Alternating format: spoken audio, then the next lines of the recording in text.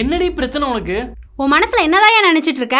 நான் ராப்பகலா கஷ்டப்பட்டு வேலைக்கு போய் இந்த வீட்டு லோனை கட்டியிருக்கேன். லோனு முடிஞ்சதும் இந்த வீடை உங்க அம்மா பேருக்கு ரெஜிஸ்டர் பண்ணி வச்சிருக்கேன். எங்க அம்மா பேர்ல இந்த வீட்டை ரெஜிஸ்டர் பண்ணதுல உனக்கு என்னடி பிரச்சனை?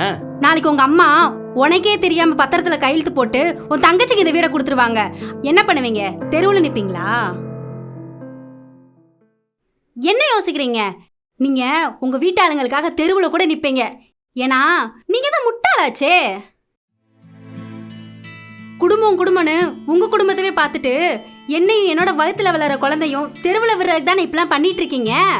எங்க அம்மா ரொம்ப பாவுண்டி. நாங்க வாழ்க்கையில நல்லா இருக்கணும்னு அவங்க ரொம்ப கஷ்டப்பட்டிருக்காங்க. எங்க வீட்டுல பல நாள் சாப்பிட சாப்பாடு கூட இருக்காது. அவ்வளவு ஏன் நான் சம்பாதிக்க ஆரம்பிக்கிற வரைக்கும் எங்க அம்மா கிட்ட இருந்தது 3 புடவை தாண்டி தெரியுமா?